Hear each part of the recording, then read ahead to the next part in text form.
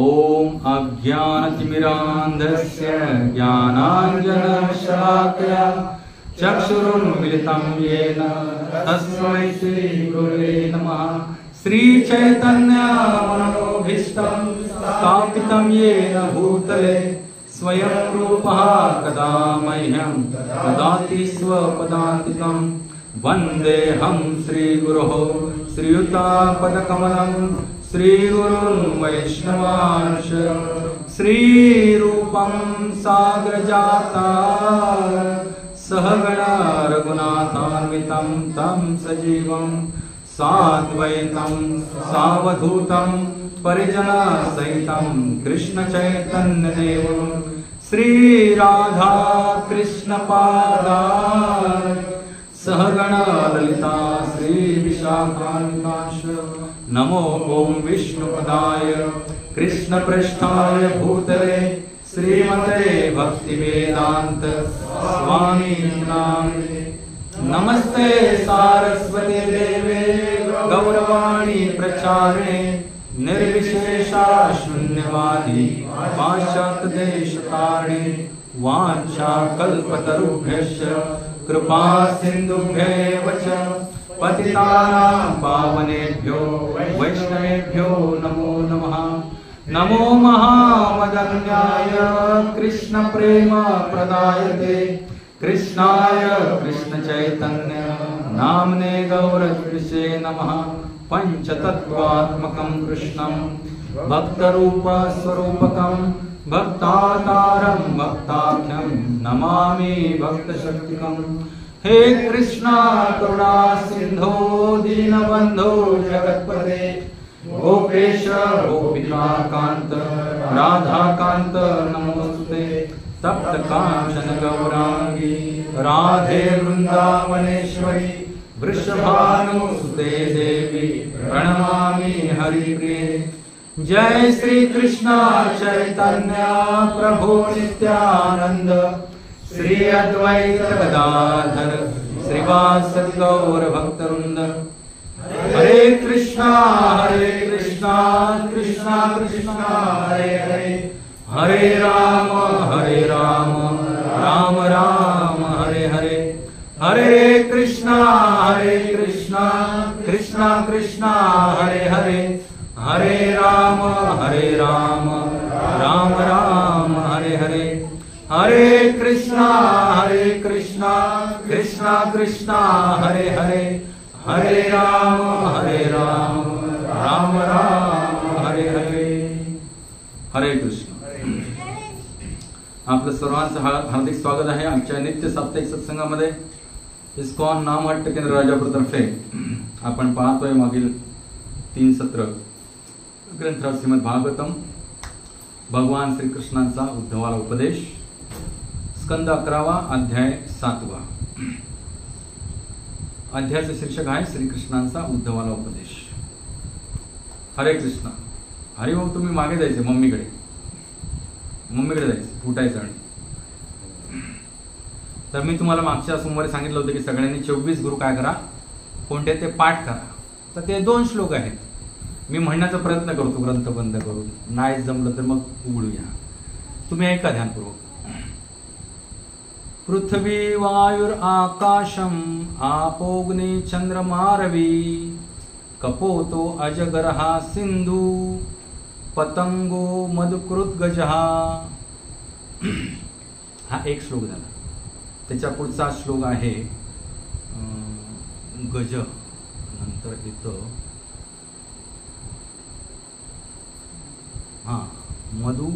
मधुहा हरिणौ मीन पिंगला कुररोळभक कुमारी शरकृत सर्प पूर्णनाभी सुपेशकृत। 24। आता आपण सगळ्यांना न बघता रिपीट करूया। मी म्हटलं मायावून तुम्ही म्हणा काय। सुरुवात कुठून? पंचमहाभूत। पृथ्वी वायुर आकाशम आपोग्नि चंद्रमारवी कपोतो अजगरहा सिंधु पतंगो मधुकृत गजहा मधुहा हरिणौमीन पिंगला कुररोर्भक कुमारी शरकृत सर्प पूर्णनाभी सुपेशकृत. ह्याच्यातले आज 26 जे गुरु आहेत आपण एक एक वाक्यात अभ्यासूया. म्हणजे एक साधारण सारांश तुमच्या डोक्यात येईल. कोणापासून आपण काय काय शिकणार आहोत किंवा शिकलो आहोत. पैकी 2 आपले झाले, पृथ्वी आणि कपोत म्हणजे कबूतर. तर पृथ्वीपासून आपण काय काय शिकलो. मागच्याच सोमवारी आपण शिकलो. काय काय शिकलो. क्षमा, परोपकार आणि सहनशीलता. मग वायूपासून काय शिकायचं आहे. समाधान आणि सगळ्यामध्ये असूनही अलिप्त राहणे. ते आज आपण अभ्यासणार आहोत. मग आकाशावरून आपण शिकायचं आहे की परब्रह्म हे आकाशासमान काय आहे. विराट आहे. सूक्ष्माती सूक्ष्म आहे आणि महानाहून महान आहे. त्याच्यानंतर जळापासून काय शिकायचं. निर्मळ, साधू स्वभाव कसा असला पाहिजे भक्ताचा. अत्यंत निर्मळ आणि इतरांना सुखदायक. त्याच्यानंतर काय आहे. अग्नीपासून आपण शिकायचं आहे की अग्नीच्या ज्वाळा बघा अशा येतात जातात बरोबर की नाही. पण आपल्याला वाटतोय का अग्नी प्रज्वलित आहे. तसंच या अग्नीच्या ज्वाळा म्हणजे हे देह आहेत. जे अनेक 84 लक्ष आपण देह धारण करतो ते अग्नीच्या ज्वाळांसमान आहेत. ते देह येत आहेत जात आहेत पण आपल्याला एक सर्टन गोष्ट दिसते. ते म्हणजे काय. त्याच्यात वास करणारा आत्मा. त्यामुळे देह किती बदलले तरी आत्मा बदलत नाही. हे तत्व आपण अग्नीकडून शिकतो. त्याच्यानंतर आहे चंद्रमा. तर चंद्रमा बघा की काळाकाळानं काय होतो. त्याचा क्षय होतो आणि काळाकाळानं त्याची वृद्धी होते. तसं अनेक जन्मांतरामध्ये आपण 6 फेजेस ज्या जीवनाच्या आहेत त्या फेजेसमधनं जात असतो. पण मूळ चंद्रमा काय बदलतो का. नाही बदलत. तसा मूळ आत्मा आहे तो कधीच बदलत नाही. त्याच्यानंतर सूर्य जो आहे तो सगळ्या गोष्टी काय करतो. बाष्पीभवन करून निर्मळ करून टाकतो. जसं की समजा तुम्ही लघुशंका केली. पृथ्वीतलावरतीच करणार ना. मागच्या समोर आपण अभ्यास लघुशंका जर उघड्यावर तुम्ही केली तर तिथं सूर्याची किरण आल्यानंतर ती जागा काय होते. स्वच्छ होते. ती धुवावी लागत नाही परत. बरोबर की नाही. स्वच्छ होऊन जाते. त्याच्यानंतर कपोत तर पूर्ण आख्यानच आहे. प्रवचनभर मागच्या समोर आपण ऐकलं. सगळ्यांनी ऐका. फार महत्वाचं आहे कपोताचं आख्यान. अजगराकडून आपण काय शिकलं पाहिजे. आपल्याला जे भगवंतांच्या कृपेने या जन्मामध्ये या देहामध्ये जे उदरनिर्वाह साधन मिळालंय ते प्रामाणिकपणे करायचं आहे. जास्त आटापिटा करायचा नाही. उद्योगधंदा त्या कुत्र्यासारखं धडपड करायची. अजगर कसा बघा की पडून असतो. समोर जे कोण आलं भक्ष्य तरच खातो. मग ते काय असू दे, छोटं असू दे, मोठं असू दे, काय असू दे. बरोबर नाही. आणि समजा मिळालं नाही 2-3 महिने तर 2-3 महिने निश्चित राहतो. जास्त महत् प्रयास करत नाही. जसं साधू वृत्ती असली पाहिजे. त्याच्यानंतर समुद्र बघा तो उच्छृंखल नसतो. प्रशांत आत्मा असतो. उन्हाळा असू दे, हिवाळा असू दे, पावसाळा असू दे, नद्यांना पूर येतो, नद्या आटून जातात. पण समुद्राचं लेवल घटते कमी होते जास्त होते का. सगळ्या ऋतूमध्ये समान असते. तसं जो अध्यात्मवादी मनुष्य आहे त्यांना कोणत्याही परिस्थितीमध्ये किती वादळ वारा पाऊस असला तरी कोणत्याही परिस्थितीमध्ये दृढनिश्चयी, दृढ संकल्पी आणि काय समचित्त असलं पाहिजे. त्यानंतर पतंग हा जो आहे ना तो दृष्टी. जर एखादी सुंदर युवती बघितली तर आपल्याला लगेच आपल्या हृदयामध्ये कामोत्तेजना जागृत होतं आणि आपण वेडे पिछावतो की तिला प्राप्त करण्यासाठी.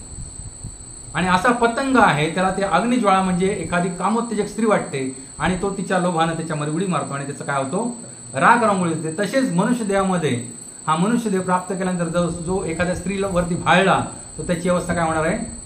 त्या पतंगासारखी होणार आहे. त्याच्यानंतर मधुकृत म्हणजे मधमाशी काय करते. अनेक ठिकाणच्या फुलावरून काय करते मध थोडा गोळा करून आणते. बरोबर की नाही. तसंच साधू व्यक्तीनं एकच गाव एकच ठिकाण न ठेवता परिव्राजक असावं आणि त्यानं अनेक ठिकाणी माधुकरी करून आपलं पोट भरावं. त्याच्यानंतर गज हत्ती पुन्हा कामोत्तेजना स्पर्श या सुखाचं काय आहे भयानक रूप आहे. हत्ती जो असतो पुरुष हत्ती तो एवढा कामोत्तेजक असतो की त्याला मादी हत्ती शिवाय राहताच येणं शक्य नसतं. मादी हत्ती दिसली की वेडा पिसा होतो. मग त्या अशा हत्तीला पकडण्यासाठी जो जंगलाचा राजा आहे जो कोणाच्या कंट्रोलमध्ये येत नाही त्याला पकडण्यासाठी ते जे हत्ती पकडणारे लोक असतात ते मोठा खड्डा खणतात आणि त्याच्यावरती जाळी टाकतात. म्हणजे जंगलासारखं कॅमोफ्लेज करून टाकतात आणि अपोजिट साईडला हत्ती यायच्या वाटेवरती अपोजिट साईडला खड्डा खणून त्या साईडला हत्ती उभी करतात किंवा फुट्ट्याची हत्तीण उभी करतात आणि त्याच्या दृष्टी जशी ती हत्तीण पडते तसं ह्याचे काम होते एवढा होतात की हे सगळं सरावरा विसरतो आणि सगळं पळत सुटतो आणि येऊन त्या खड्ड्यात पडतो. कशासाठी? स्पर्श इंद्रियाचं सुख म्हणजे कामोत्तेजना, मैथून सुख. त्याच्यानंतर मधुहा म्हणजे मधुहरण करणारा, म्हणजे आपले जे मध काढायला येतात बघा पारधी ते लोक. तर ते त्याच्यामध्ये काय होतो, हा जो मधुहाकडून काय शिकतो की जो आपल्या कुटुंबामध्ये आसक्त आहे आणि नुसतं धन संचय करतो की इन फ्युचर मी काय करेन त्याचा उपभोग घेईन, तर त्याच्यासाठी मधुहाचं उदाहरण दिलेलं आहे. मध काढून घेणारा मधमाशांकडून. बरं, तो नुसतं मध काढून घेत नाही, तो जाळ पेटवतो की नाही, आणि तो त्याच्यामध्ये अनेक मधमाशा जीव जाऊन मरतात. म्हणजे इन फ्युचरसाठी प्रपंच वाढवून साठवणूक करून जीवन जगण्यात काय अर्थ नाही. शास्त्रामध्ये सांगितलं तर माणसानं करपात्री असावं. काय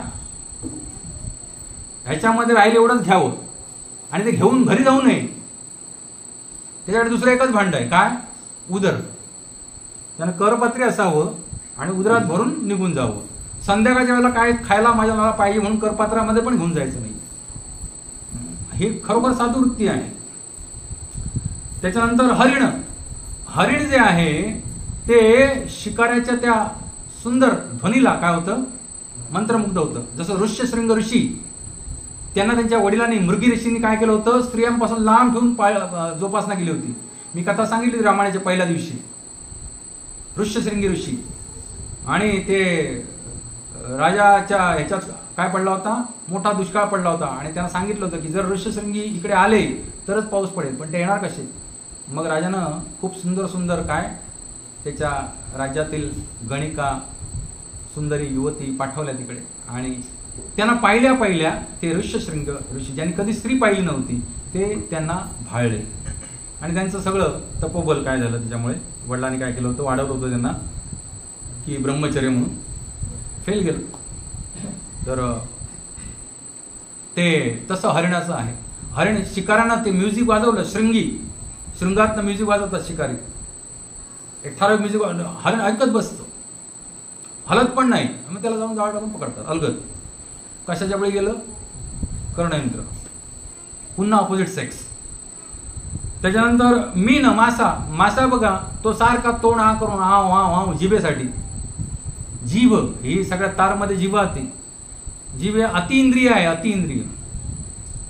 अनंत काळाच्या नरकामध्ये ढकलणारा इंद्रिय कुठचा असेल तर ते जिव्हा. तो पाण्यात गळ टाकला की तो पक्कन येऊन खातो आणि मग अडकतो आणि त्याचा नाश होतो. मीन. पिंगला ही एक वेश्या होती मिथिला प्रदेशातली, जनक महाराजांच्या पुरीतली. तर ती सजून नटून थटून दत्तात्रय महाराज त्यांच्या गावी एकदा गेले होते, तर तिनं त्यांचं आगत स्वागत केलं आणि बसायला त्यांच्या बाहेरच्या त्या अंगणामध्ये त्यांना एक ओसरी दिली आणि त्यांची सेवा केली. एवढी सेवा केली साधूची एका बघा.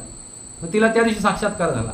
ती त्या दिवशी संध्याकाळपासून मध्यरात्रीपर्यंत नट्टा पट्टा करून कोण गिरायक येतंय नाही येतंय, हा येईल तो येईल आणि मध्यरात्र उठून गेली तरी ती कोणी गिरायक भेटलं नाही तिला. कारण तिचा व्यवसाय काय होता, शरीर सुख देणं, विकणं, इंद्रिय भोग त्यातून लोकांना देणं आणि त्याच्यातून उदरनिर्वाह करणं. तेव्हा तिला वैराग्य आलं. का वैराग्य आलं? कारण दत्तात्रयांची कृपा झाली. आणि त्या दिवशी तिने ठरवलं की आजपासून मी सगळ्या लक्ष्मींचे पती भगवान श्रीकृष्ण त्यांची दासी होणार आणि तेच माझे कोण होणार, माझे पती होणार आणि त्यांचं भजन करायला लागले. अशा प्रकारचा उद्धार झाला. मोठा आख्यान आहे पिंगला, मी एका वाक्यात सांगितलं तुम्हाला. त्यानंतर कुरळ पक्षी म्हणजे ससाणा. कुरळ पक्षी एकदा एक मांसाचा तुकडा घेऊन आकाशात उडत होता. तेवढ्यात इतर काही ससाण्यांचा किंवा इतर काही गरुडांचा किंवा गिधाडांचा मोठा कळप त्याच्या मागे लागला आणि त्याला कळून चुकलं, जर आता माझा जीव वाचवायचा असेल तर मांसाचा तुकडा मला काय केला पाहिजे, सोडला पाहिजे. आणि त्यावर त्यानं शहाणपणा केला आणि मांसाचा तुकडा सोडून दिल्याबरोबर तो समाधानी झाला आणि शांत झाला. बरोबर की नाही? तर जीव पण वाचला नसता. त्यामुळे धनाचा संचय करणं किंवा इंद्रिय जे विषय अति उपभोगण्यासाठी अतिपरिश्रम करणं आणि त्याच्यातनं काय लाभ आपल्याला त्रास होणार. आज जगामध्ये अनेक असे शत्रू असणार आहेत जे आपल्याला नामोहरम करण्यासाठी टपलेले असणार आहेत. त्यामुळे वैराग्य हे सगळ्यात मोठं गोष्ट आहे. त्याच्यानंतर कोण, अर्भक बालक जे आहे ते सदैव कोणाच्यावरती आश्रित असतं, आपल्या मातेवरती आश्रित असतं. त्यानंतर कुमारी, तर कुमारी ही एक युवती होती जी आता विवाहयोग्य झाली होती आणि तिचे आई वडील सगळे बाहेर गेले होते, घरात ती एकटीच होती. एकटी घरात असताना तिला पाहायला म्हणून शेजारच्या गावचे काही लोक आले विवाहाची बोलणी करायला. तर तिनं आगत स्वागत केलं आणि आता त्यांना काहीतरी करून वाढलं पाहिजे. म्हणजे त्यावेळेला माहिती आहे तुम्हाला की रोजचं रोज कांडप केलं जायचं आणि मग ते रोजचं रोज दळण केलं जायचं आणि मग भात वगैरे बनवून.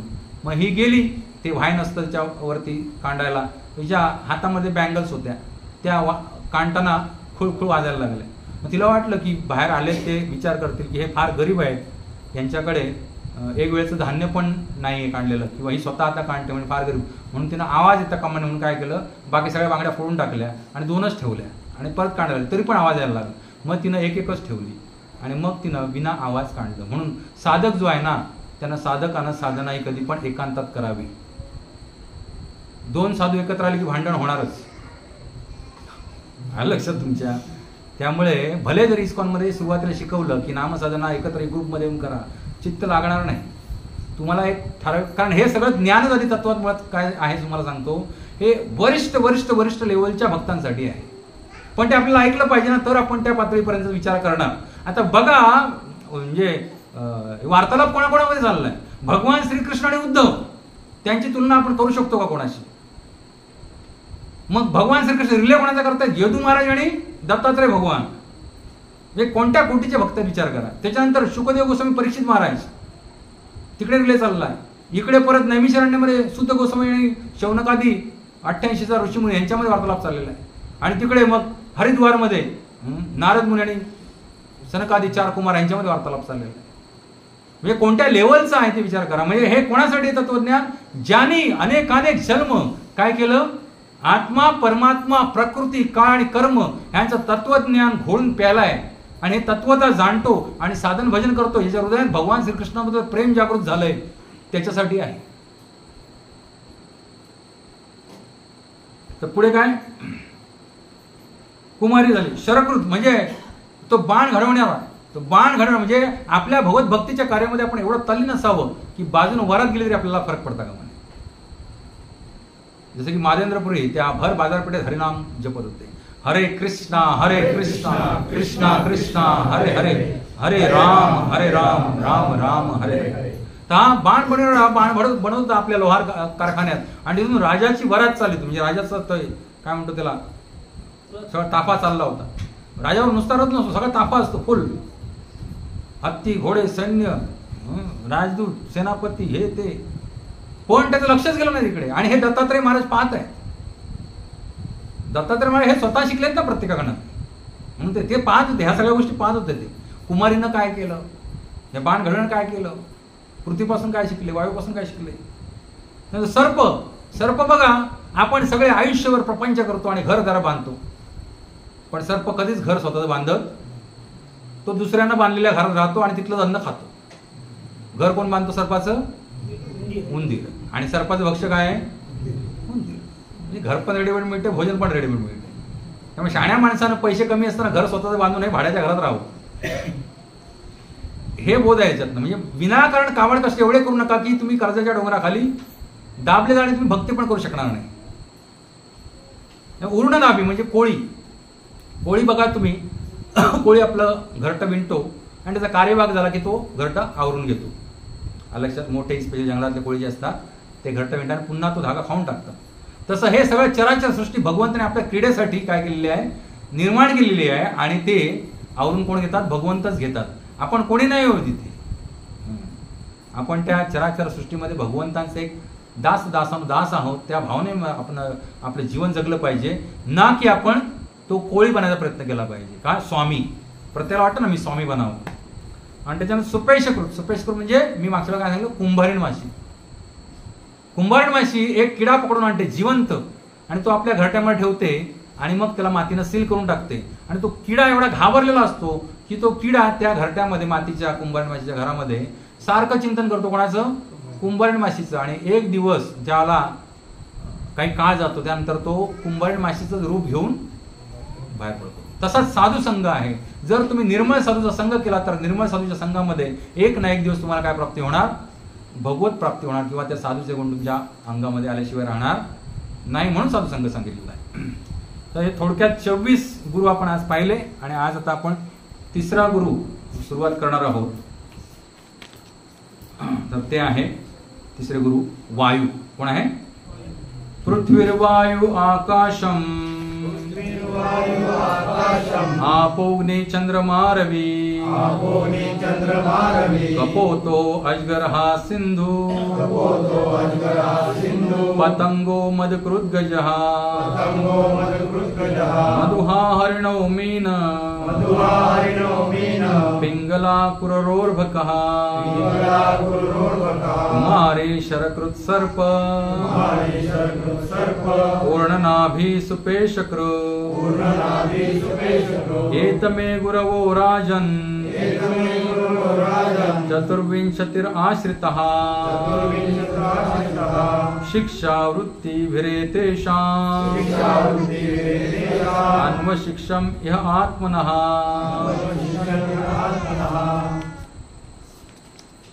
ओम नमो भगवते वासुदेवाय. ओम नमो भगवते वासुदेवाय. ओम नमो भगवते वासुदेवाय. ओम नमो भगवते वासुदेवाय. ओम नमो भगवते वासुदेवाय. ओम नमो भगवते वासुदेवाय. हरे कृष्ण. ऑलरेडी 22 मिनिटं झालेली आहेत प्रस्तावनेमध्येच. आजचे गुरु सुरू करूया आपण. मी म्हणेन माझ्या मागून रिपीट करा शब्द. प्राणवृत्त्या प्राण धारणेसाठी एव केवळ संतुष्येत संतुष्ट असले पाहिजे. मुनिही मुनी न नाही एव निश्चित इंद्रिय प्रिये इंद्रिय सुखाची साधने ज्ञानम चेतना यथा जेणेकरून न नश्येत नष्ट होणार नाही न अवकिरियेत विचलित होणार नाही वाक् वाणी मनः मन प्राणवृत्तेव संतुष्येन मुनेन एव इंद्रिया प्रिये ज्ञानम यथा न नश्येत नावकिरियेत वाङ्मनः. मुनीने इंद्रिय भोगाची अपेक्षा करू नये. प्राणांचे रक्षण होईल अशा जीवन पद्धतीवरच संतुष्ट राहावे. दुसऱ्या शब्दात सांगावयाचे तर त्याने स्वतःचे आत्मज्ञान नष्ट होणार नाही आणि आत्मसाक्षात्कारापासून वाचा मन ढळणार नाही. अशा प्रकारे भौतिक देहाचे संगोपन करावे. मागच्या सोमवारी मी हा श्लोक वाचला होता थोडक्यात धावपळीत एकदम 5 मिनिटातच आपण संपवलं होतं. त्याच्यापूर्वी आपण काय पाहिलं होतं? पृथ्वीचे 3 गुण पाहिले होते. क्षमा, परोपकार आणि सहनशीलता. तर बघा ह्या पृथ्वी तलावरील आपण पाहिलं होतं की सगळ्या वृक्ष लतापता वनस्पती ह्या काय आहेत? अतिशय सहनशील आहेत आणि परोपकारी आहेत. समजा एखादा लाकूड तोड्या एक मोठं झाड तोडतोय आणि तो तोडण्यासाठी त्याच्याकडे कुऱ्हाड आहे पण कुऱ्हाडीला दांडा नाही. तर तो बोडसा घेतो कोयता आणि त्याच वृक्षाचा एक छोटासा स्टंप कापतो आणि कुऱ्हाडीला दांडा घालतो आणि मग दांडा घालून झाला तर तो वृक्ष तोडायला लागतो आणि मग दुपार होते. तर त्याला माहिती असतं की अजून हा वृक्ष काय पडणार नाही. मग त्याच वृक्षाच्या छायेमध्ये तो काय आपली दुपारची नेहारी काढतो, बसतो आणि खातो आणि मग तिथंच त्या वृक्षाच्याच मुळावरती उशी करून काय करतो? झोप घेतो. त्याला वृक्षाने असा विचार केला तर हा माझी आता काय करतोय? हत्या करतोय. ह्याच्यावरती पडून ह्याचा काय करूया? त्याला ठार मारू याच्याकडून. असं वृक्ष विचार करतं का? नाही करत. ह्यानं कुऱ्हाडीचा दांडा घालायला सुद्धा माझाच काय केलाय? एक बाहू छाटलेला आहे. विचार करतं का? नाही करत. बरं ते वृक्ष तोडून झाल्यानंतर ते वृक्ष तो फरफटत नेतो आणि तरी पण वृक्ष काही बोलत नाही इन रिटर्न. बरं ते फरफटत नेल्यानंतर सुद्धा ते वाळलेला वृक्ष जे आहे त्याच्यापासून काय मिळतं? सरपण मिळतं. तर जगातलं प्रत्येक पशु पक्षी किंवा वृक्ष लता पिता किंवा इतर कोणतीही गोष्ट मानव सोडून त्या प्रत्येकाचे देह कोणत्या ना कोणत्या तरी काय येतो उपयोगाला येतो. पण मानवाचा देह असा आहे की जो मेल्यानंतर कोणाचे एक असल्या उपयोगाला येत. बघा, जरी पशु मेला तरी त्याचं चामडं बनवून आपण वापरतो की नाही, लेदर. वृक्ष एवढे आपण कत्तल करतो, त्यांचा वापर करतो, बाकी सगळ्या गोष्टींचा वापर करतो. पण मनुष्य प्राणी हा एकमेव असा प्राणी आहे की ज्याचा कोणाला एक असला उपयोग. गंमत आहे की नाही? बाकी सगळ्यांचा काय नाही काय उपयोग, पण माणसाचा कोणाला काय उपयोग नाही. मग आपला कसला अभिमान आहे? आपण कोणाच्या ना जिवंतपणे कामाला आलो ना मेल्यानंतर कामाला येणार. मग आपलं काय काम आहे? आपल्याला एकच काम दिलंय भगवंताने, काय? भगवत भजन करा, इथून बाहेर पडा या भौतिक जंजाळातून. तेच इथं सांगितलं या श्लोकामध्ये. प्राणवृत्ते म्हणजे आपल्या ह्या देहामध्ये वायूचे दोन प्रकार आहेत. पुढच्या श्लोकामध्ये जो वायू आलाय तो बाह्य वायू आणि ह्या श्लोकात आलाय तो प्राणवायू. बरोबर की नाही? एक प्राणवायू जो आपल्या शरीरामध्ये वास करतो आणि एक बाह्य वायू जो आपण बाहेर अवतीभोवती अनुभवतो. बरोबर ना? आता आयुर्वेदिक लोक जे आहेत त्यांना प्राणवायू बद्दल माझ्यापेक्षा जास्त माहिती असणार. प्राणवायूचे किती प्रकार आहेत? 5 प्रकार आहेत. पहिलं प्राण, दुसरा अपान, तिसरं उदान, तिसरं व्यान, चौथं उदान आणि 5वं समान. आता या 5 प्रकारच्या वायूंची काय काय कार्य आहेत? माझं काही चुकलं तर शिवक परांजपे गुरुजी करेक्ट करतील, कारण हे इथं दिलेलं नाही आहे. थोडाफार मी अभ्यास केला तर तुम्हाला सांगतो. प्राणवायू जो आहे तो आपली फुफ्फुस आणि हृदय आणि रक्ताभिसरण संस्था इथं कार्य करतो. म्हणजे शरीराला ऑक्सिजन पुरवणे, कार्बन डायऑक्साईड बाहेर टाकणे आणि शरीराला ऑक्सिजन पुरवणे रक्ताभिसरण संस्थेद्वारे प्राणवायू काम करतो. मग अपान वायू जो आहे तो गुदद्वार आणि मलमूत्र विसर्जनाचं कार्य करतो. बरोबर की नाही? खालनं हवा पास झाली, मल सारण करण्याचं काम कोण करतो? मलमूत्र, इव्हन इन्क्लुडिंग बाळणपण, ह्या गोष्टी ज्या आहेत, अधोगामी ज्या गोष्टी आहेत, तिथं कोणता वायू काम करतो? अपान. त्यानंतर व्यान. व्यान हा वायू जो आहे सर्वांगामध्ये सगळ्यांना काय करतो? जिथे प्राणवायू शक्ती कमी पडेल तिथे ती पुरवायचं कार्य करतो. म्हणजे जिथं कमी तिथं आम्ही. परव्योम, ह्याच्यावर मी लक्षात ठेवलं. व्यान, परव्योम म्हणजे सगळीकडे. हा व्यान वायू जो आहे तो सगळ्या शरीरभर कार्य करतो. नंतर मग उदान. उदान म्हणजे ऊर्ध्व दिशेनं. ऊर्ध्व दिशेने ज्या काही गोष्टी आहेत त्यामुळे हे शरीर, माणसाचा जो देह आहे हा उभा ठेवण्याचं कार्य कोण करतो? उदान वायू करतो. म्हणजे तो हात पाय डोकं इकडे कार्य करतो. हात पाय आपले ताट असले, ताकद असली तर कुठे राहणार? आपल्या आपण उभे राहू शकणार ना. हात पाय डोकं इकडे कार्य करतो. कुठचा? उदान वायू. ढेकर येणं, शिंका येणं हे उदान वायूचं कार्य आहे. त्याच्यानंतर समान. समान वायू जो आहे तो प्राणवायू आणि अपान वायू यांचा संयोग आणि समन्वय जुळून आणण्याचं कार्य करतो. कारण हे दोन्ही जर बिघडले तर माणसाची प्रकृती संपली. पचनशक्ती गेली आणि रक्ताभिसरण शक्ती गेली. काय झालं? माणूस हरिबोल झाला. बरोबर की नाही? हरिबोल झाला. तुम्हाला आपले मित्र सगळ्यांचे विनोद मेस्त्री माहिती असतील, इथले पाथर्ड्यातल्या जवळ इथे. ते आता म्हणे 19 दिवस व्हेंटिलेटरवरती आहेत मुंबईला. तरुण माणूस. आमच्या घराचं बरंचसं काम हे सगळं त्यांनीच केलंय. माहिती आहे तुम्हाला? मला आजच कळलं. कैलास पटेल भाऊजी बोलले ऑक्सिजन लेवलच मेंटेन होत नाही. एवढा तरुण माणूस पण सदैव गुटखा खाणारा. धोक्याची घंटा म्हणून सांगतो. आपल्या भक्तामध्ये कोण काय करत नाही, पण तुमच्या अवतीभोवती कोण करणारे असेल त्यांना सांगा कोणत्याही प्रकारचं व्यसन करू नका. तर हे आपण पाहिले पंचप्राण. तर एक प्रकार वायूचा काय आहे जो ह्या देहामध्ये कार्य करतो 5 रूपामध्ये, त्याला काय म्हणतात? प्राणवायू म्हणतात. तर प्राणवायू बघा, मुनीने इंद्रिय भोगाची अपेक्षा करू नये आणि प्राणांचे रक्षण होईल अशा जीवन पद्धतीवरती संतुष्ट राहावे. हरे कृष्णा हरे कृष्णा कृष्णा कृष्णा हरे हरे, हरे राम राम राम हरे हरे, हरे कृष्णा कृष्णा कृष्णा हरे हरे, हरे राम राम राम हरे हरे. हरे कृष्ण. तर प्राणवायू जो आहे तो प्राणवायू समाधानी जर असेल देहामध्ये तर आपण शांत जीवन जगू शकतो की नाही, चांगलं सुदृढ. तर प्राणवायू जो आहे, म्हणजे याच्यामध्ये पंचप्राण बोलतोय मी आता ते 5 वेगळे प्रकार. आता प्राणवायू ज्याच्या वेळेला बोलेन मी, त्याचा अर्थ काय आहे, टोटल शरीराच्या देहामध्ये वावरणारे सगळे वायू. तर जो प्राणवायू जो आहे तो जर शांत समाधानी असेल तर आपण निश्चित सगळेजण चांगलं आरोग्य आणि मानसिक शारीरिक संतुलित आरोग्य जगू शकतो. प्राणवायूला समाधानी ठेवण्याचं एकमेव गोष्ट आहे ते म्हणजे पुरेसा आहार. काय गोष्ट आहे, ना कमी ना जास्त, पुरेसा. काय, भोजन, पुरेसं भोजन, एवढीच गरज आहे. का मी सांगतोय, इथं तेच सांगितलं या श्लोकामध्ये. माणसाला आनंदी राहण्यासाठी एवढीच गरज आहे, काय, पुरेसं अन्न.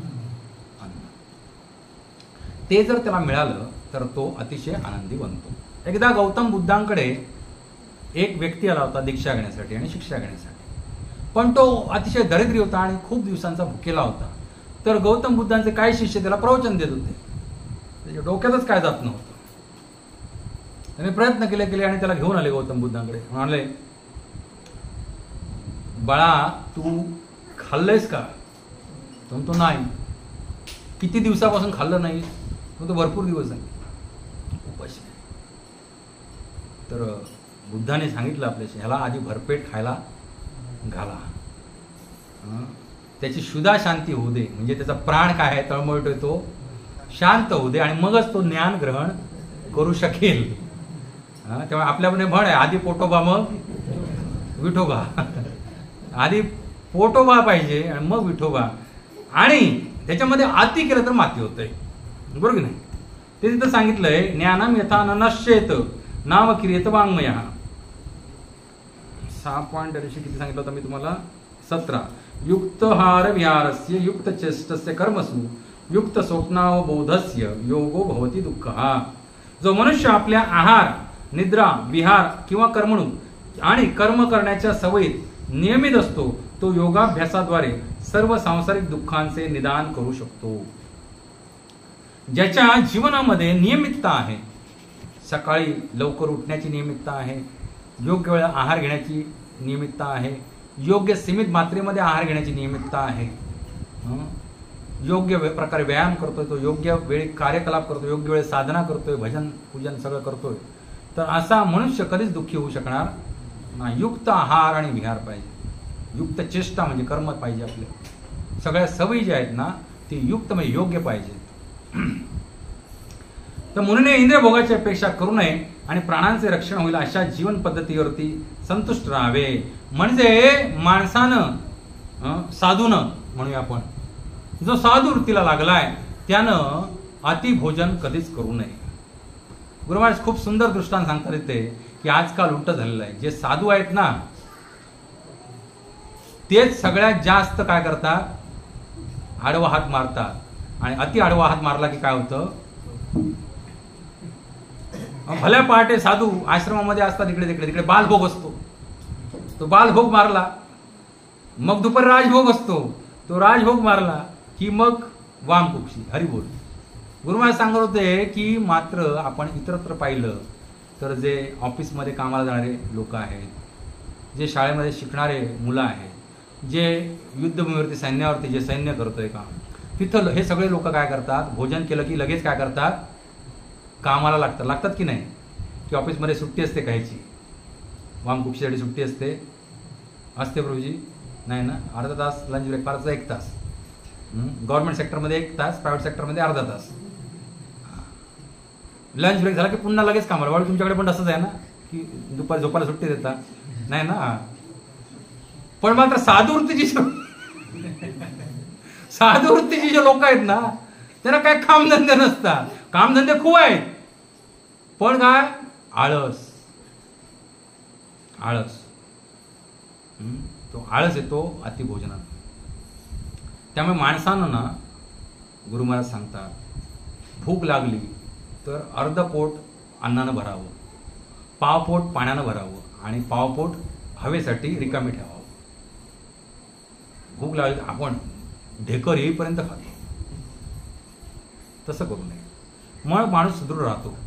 आणि सुदृढ राहिला की माणूस काय होतो, लीन राहतो, सडपातळ राहतो. सडपातळ माणूसच काय करू शकेल, भक्ती भजन कार्य करू शकेल. मोठा माणूस सुमो आणून ठेवला काय काम करणार आहे, तो सारखं त्याला भूकच लागत राहणार, खातच राहणार, काय उपयोगाचं काम काय करू शकत नाही. तसंच स्पेशली ब्रह्मचारी आश्रमात आपण याला गृहस्थ आश्रमात एंट्री करतो, त्याला लग्न झाल्यानंतर पत्नी आपल्याला सुंदर सुंदर स्वादू भोजन काय करते, शिजून खायला घालत असते. प्रभूजी खावा, प्रभूजी खावा, प्रभूजी खावा, मस्त स्निग्ध पदार्थ, स्वीट पदार्थ आणि काय अजून काय काय सगळं, आणि आपण खातो. असं खाल्ल्यामुळे माणसाच्या अंगामध्ये कशाची वृत्ती होते, एकतर मेद म्हणजे चरबी वाढते, आणि दुसरी चरबी वाढली की काय होते, वीर्यामध्ये वृत्ती होते. वीर्य म्हणजे सिमेन, आणि त्याच्यामुळे काय होते, कामोत्तेजना भडकतात. कारण हे सगळं जे आहे हे अनर्थ अधोगामिनी आहेत, बरोबर की नाही. ज्याच्यामध्ये भरपूर पौष्टिकता, स्निग्ध पदार्थ खाल्ल्यानंतर काय होतं, त्याच्यामध्ये मेद वाढतो आणि चरबी वाढल्यानंतर त्याचे इंद्रिय भोग करण्याची जी आहे, मैथून सुख भोगण्याची इच्छा आहे ती प्रबळ होते, आणि मग तो त्या कामुकतेच्या आहारी भयानक जातो. त्यामुळे युक्त आहार केल्यामुळे माणसाचं जे वीर्य आहे तो अधोगामी न होता ते ऊर्ध्वरेता म्हणतात. रेता म्हणजे वीर्य, रेतन म्हणजे काय, वीर्य. तुम्ही शब्द ऐकला असेल, ऊर्ध्वरेता. ऊर्ध्वरेता म्हणजे काय, वीर्याचा नाश न करता मैथून सुखामध्ये ते वीर्यामधली ताकद जी आहे ती आपलं ब्रह्मरंध्रापर्यंत जे काही जी अष्टचक्र आहेत ती प्रभावित संचालित करण्यासाठी त्याचा उपयोग करणे, ही तपश्चर्या झाली. तपश्चर्या आहे ना, एवढं सहज प्राप्त नाहीये भगवत भक्ती इथे. तर माणसानं ऊर्ध्वरेता बनलं पाहिजे की वीर्याचा नाश न करता कामसुखामध्ये ते वीर्य एवढ्या प्रमाणातच उत्पन्न करावं शरीरामध्ये की जे आपण काय करू शकतो, ह्या देहामध्ये धारण करून ते ऊर्ध्वरेता बनू शकतो. आणि ऊर्ध्वरेता केल्यामुळे वीर्य माणसाची बुद्धी सुमेधा होते. काय होते, सुमेधा. मेधा म्हणजे बुद्धी, सु म्हणजे काय, चांगली बुद्धी होते. आणि म्हणूनच तपश्चर्या सांगितली. त्यामुळे बघा, मिष्टान्न जे काय असतं ना, ते मिष्टान्न जर एकटा म्हणजे मिष्टान्न म्हणजे गोड पदार्थ, स्पेशली स्वीट्स, मिष्टान्न कधी पण वितरित केले जातात. बघा तुम्ही, इन जनरल आपण वाटतो काय, गोड पदार्थ वाटतो, जिलेबी वाटतो, बासुंदी वाटतो, लाडू वाटतो, करंजा वितरित करतो, पेढे वाटतो. पण हे मिष्टान्न जर असं घेतलं समोर एकटा खायला लागला तर ते मिष्टान्न त्याच्याकडे काय आहे, विष आहे. म्हणून मिष्टान्नाच्या बाबतीत अशी काय रीती परंपरा आहे की ते मिष्टान्न जर घरात बनवलं तर ते काय करावं, वितरण करावं. मिष्टान्न एकट्यानं घेऊन खाऊ नये. म्हणून मी आमच्या घरात लाडू बिडू शिल्लक 10-15 सांगतो, हे वाटून टाकाच कर. आणि मी अनुभव घेतला, ते 10-15 राहिले की हे कोण खात नाहीत. मी आपला प्रत्येक वेळेला ब्रेकफास्टला 2, डिनरला 2, आणि माझी शुगर होते 500. आजकाल मी सांगतो काही घरात स्वीट ठेवू नको, अजिबात नो स्वीट्स, वाटून टाका. ते इथं अभ्यास करताना मला कळलं, वाटून टाकायचं असतं. गोड पदार्थ वाटून टाकायचे असतात. ते वाटल्यामुळे काय होतं, ऊर्ध्वरेता म्हणतो माणूस. गोड जास्त एकांतात बसून खाऊ नये, तुमचा नाश झाला म्हणजे समजायचं. महाभयानक आहे ते मिष्टान्न, स्वादू अन्न. जास्त असं चमचमीत करून खाऊ नये. तर धर्मपत्नी थोडं याच्याकडे लक्ष द्यावं. तर बघा, आपण मुनीने इंद्रिय भोगाची अपेक्षा करून, आता हे मी सांगितलं जिव्हेचं, अशी सगळी काय आहेत, पंच ज्ञानेंद्रिय आहेत जी नुसती अशी काय करतायत, भोग मागतायत. जसं की इंद्रिय सुख हे एवढं प्रबळ आहे की समजा आपल्याला मुंबईतनं दिल्लीला जायचं ट्रेननं, तर जनरल डब्याचं तिकीट किती आहे, स्लीपर कोचचं, तो किती 300-400 रुपये आहे ना. आणि ते जर AC क्लासचं काढलं तर किती आहे, त्याच्या जवळजवळ 9 ते 10 पट महाग असतं. बरोबर ना प्रभूजी, 3 ते 4,000 रुपयाच्या घरात असतं. बघा, ट्रेनला मुंबईतनं दिल्लीला जायला वेळ किती, 16 तास. 16 तासासाठी या चामडीला थंड हवेचं सुख मिळण्यासाठी, कशासाठी, ह्या चामडीला थंड हवेचं सुख मिळण्यासाठी आपण 10 पट पैसे खर्च करतो. बरं, त्या AC मधनं गेलात म्हणून तुम्ही दिल्लीऐवजी कुठे जाणार आहात का, किंवा जनरल डब्यातनं गेलात तर तुम्ही दिल्लीला पोहोचणार नाहीत का. तर दिल्लीला जायचा पैसा नाही येतो. पैसा कशाचा आहे, ह्या चामडीला सुख देण्याचा पैसा आहे. आपण सगळ्या गावात जन्माला आलोय, गरिबीत वाढलोय, तर तुम्हाला माहित नाही लोक ह्या पंचेंद्रियांना सुख देण्यासाठी दिवसाला करोड रुपये खर्च करतात. पॉकेट मनीच 50-50 हजाराचा असतोय. मग ते कशासाठी? दृष्टीला काहीतरी असं सुंदर. बघा ते डान्स बार मध्ये असे पैसे उडवतात, ऐकून माहितीच नाही. सुंदर स्त्रियांना पाहण्यासाठी त्या सिनेमा घराची 500-500 रुपयाची तिकीट काढून कशाला जातात? सुंदर स्त्रियांना पाहण्यासाठी फक्त. तरुण प्रभूजी हसताय, म्हातारे प्रभूजी हसत नाही. ठीक आहे, सगळ्यांसाठीच आहे. म्हातारे प्रभूजी हसत नसले तरी ते हृदयामध्ये कामना आहेत ना. कामना कुठे जात नसतात. शरीर जर्जर झालं तरी कामना असतातच. त्यामुळे आपण त्या सुंदर स्त्रियांना पाहण्यासाठी 500-500 रुपयाचं तिकीट, त्या डान्स बार मध्ये तिने येऊन आपल्या समोर ठुमके मारावेत म्हणून पैसे उडवतो. गड्डीच्या गड्डी अशी. आणि जिथं एखाद्या गावी जायचं असेल तर 50 रुपयात जिथं राहता येतंय तिथं जाऊन राजवाडा पॅलेस मध्ये राहून एका रात्रीसाठी लाखो रुपये. राहणार किती? 12 तास. पैसे किती मोजले? लाखो रुपये. 1 नाईट पॅकेज. कशासाठी आहे हे सगळं? कशासाठी आहे? झोप येणार नाही का 50 रुपयाच्या डॉर्मिटरी मध्ये? येणार ना. ऍक्च्युली झोप आल्यानंतर कुत्रा आणि माणसामध्ये काही फरक नसतो. झोप आल्यानंतर कुत्र्याला उचलून कुठेतरी तिसरीकडे नेऊन ठेव आणि माणसाला उचलून तिसरीकडे कुठे नेऊन ठेव, त्याला काही कळणार नाही. त्यामुळे हे सगळे चोचले जे आहेत, ही जी पंच ज्ञानेंद्रिय आहेत, त्यांना आपण नुसता खुराक घालतोय. आणि त्याच्यासाठी आपण एवढे काबाड कष्ट करतो याची काही गरज नसते मुळात. एवढे रात्रंदिवस काबाड कष्ट करतो. मी सुरुवातीला काय सांगितलं ह्या श्लोकाच्या? तुम्हाला संतुष्ट आणि समाधानी राहण्यासाठी काय गरजेचं आहे? प्राणवायूला काय ठेवणं? समाधानी ठेवणं. आणि ते समाधानी कसं ठेवू शकतो आपण? पुरेसं अन्न जर आपण खाल्लं, सात्विक रूपातलं अन्न, भगवंतांना अर्पण केलेला प्रसाद, तर माणूस खरोखरच आनंदी राहू शकतो. राहू शकतो की नाही प्रभूजी? बरं, आता मला सांगा, आईच्या उदरामध्ये असताना तुम्हाला ते 9 महिने अन्न कमवायची ददात होती का? मग जन्मानंतर तुम्हाला काय वाटतं की मला 2 वेळेचं अन्न मिळण्यासाठी मला काय केलं पाहिजे? भायनं धडपड केली पाहिजे. नाही केलं तर कोण उपाशी मरणार आहे. समजा एखादा ऐन उमेदीत आहे आणि त्याला पॅरालिसिसचा अटॅक आला. अरे घरात 18 विश्व दारिद्र्य असले तरी ते पॅरालिसिसच्या असलेल्या माणसाला 2-3 वेळा कसं खायला घालता येईल ते कुटुंब काय करतं? धडपड करतं. त्याला सांगत नाही आता तुला पॅरालिसिसचा अटॅक आला, चल उठ आणि कामाला जा. तू मजुरी आणलीस तरच तुला संध्याकाळचं काय खायला मिळणार आहे का? असं सगळ्यांचं पालनाला भगवंत श्रीहरी आहेत ना. त्यांनी काळजी घेतली, प्रत्येकाची जबाबदारी घेतलेली आहे. त्यामुळे हे अति परिश्रम कशासाठी? ही सगळी इंद्रिय जी आहेत ना, यांचे भोग करण्यासाठी. त्यामुळे म्हणून इंद्रिय भोगाची मुनीने अपेक्षा करू नये. मुनी म्हणजे जो मननशील आहे, या हृदयात सदैव काय आहे? मनन चालू आहे. कशाचं? भगवान श्रीकृष्णांचं, त्यांच्या नामांचं, त्यांच्या रूपाचं, त्यांच्या गुणाचं, त्यांच्या लीलांचं. सदैव कृष्ण चिंतनात जो आहे असा जो मुनी आहे, जो भक्ती मार्गाला लागलाय, जो साधन भजन करतोय, त्यानं कधीच काय करू नये? इंद्रिय भोगाची अपेक्षा करू नये. त्या इंद्रियाला त्याला आवश्यक पुरेसे आहेत ते भोग दिले पाहिजेत, नाही असं नाही. पण अवांतर आणि अति इंद्रिय भोगाची कामना करू नये, कारण ही इंद्रिय कधीच संतुष्ट होणार नाहीत. आणि पुढे काय सांगतात? प्राणांचे रक्षण होईल अशा जीवन पद्धतीवरतीच संतुष्ट राहा. मग प्राणांचं काय होणार? रक्षण कधी होणार आहे? ज्यावेळेला तुम्ही अल्पाहारी असाल त्यावेळेला प्राणांचं रक्षण निश्चित चांगलं होणार आहे. मित आहारी, मितभाषी, भरून पोटभर खातात ना, ते सगळे रोगी बनतात जास्त. जसं मग सांगितलं, पोट भूक लागली तर अर्ध पोट अन्नानं भरा, अन्न पाण्यानं, अर्ध म्हणजे पाव पाण्यानं आणि पाव हवेसाठी ठेवा. अशा प्रकारे जो भोजन करतो आणि कमीत कमी वेळा खावा, दिवसातनं 1 नाही तर 2 वेळा, बस, दॅट्स ऑल. तिसऱ्याला अन्न मी खाणार नाही, गरजच नाही. तुमचं शरीर सुदृढ राहील. शरीर सुदृढ का पाहिजे? कारण हा देह आधी मुळात मोठा प्रसाद आहे. लोक म्हणतात अहो प्रसाद आहे तो खावा की. हा काय?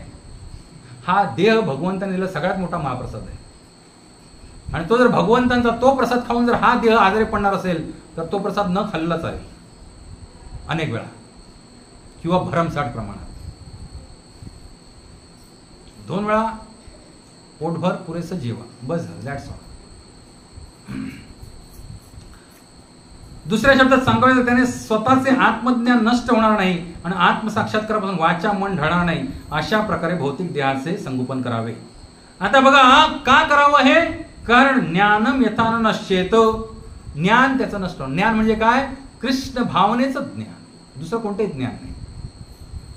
मगाशी जसं सांगितलं होतं, तुम्ही जर अतिशय मिष्टान्न खाल्लेत किंवा स्वादस्वाद अन्न खाल्ले तर काय होणार, तुमची चरबी वाढणार नाही, मैथून सुख भोगण्याची लालसा वाढणार, वीर्य वाढणार तुमच्या अंगातलं. आणि मग हे वाढलं की माणूस कामुक झाला, की माणूस काय झाला, बंदर झाला, माकड.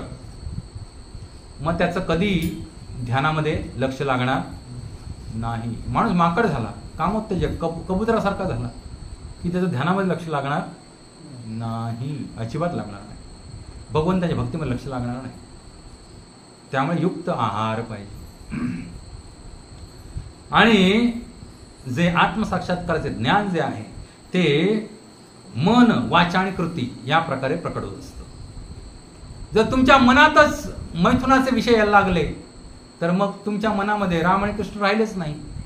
तेव्हा पुढचं सगळं हरिबोलच झालं. मग आत्मसाक्षात्काराला बाजूला. मग भले जरी साधुवृत्तीला लागलेला माणूस आहे तरी त्याचा हरिबोल व्हायला वेळ लागणार नाही. तर अशा प्रकारे जे वायूपैकी एक वायू कोणता आहे, प्राणवायू, जो आपल्या देहामध्ये वावरत असतो, त्याबद्दल आपण इथं थोडक्यात त्याचं पाहिलं. या प्राणवायूचे 5 प्रकार असतात ते आपण पाहिले. प्राण, अपान, व्यान, उदान आणि समान. आणि 5 पंचप्राण कशा प्रकारे कार्य करतात देहामध्ये ते पाहिलं. त्याच्यानंतर हे पाहिलं की हा प्राणवायू कशानं संतुष्ट होतो ते पाहिलं. कशानं, केवळ आणि केवळ अन्न, दुसरं कोणती गोष्ट नाही. पत्रा, लोखंड, सोनं, हिरे, नाणं, बिस्किट काय नाही. ह्यांना संतुष्ट होतंय का, नाही. यांच्याकडे सोन्याची राशी असतात. आज का पूर्वी संतुष्ट तुम्ही त्या सोन्याच्या राशीमुळे की तिथं जाऊन हरे कृष्ण जपत बसता.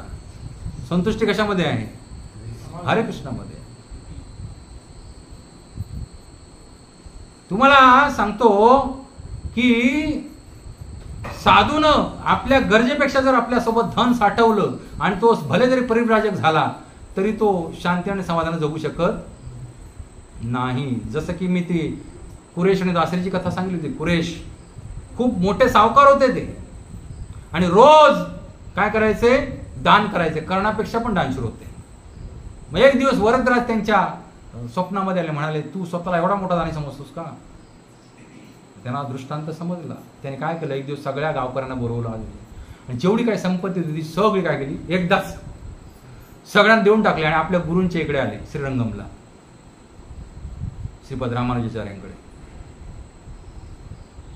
येताना बायको सोबत होती, विवाहित होते ना, म्हणजे आप्त नव्हते, म्हणजे पुत्र वगैरे कोण नव्हतं.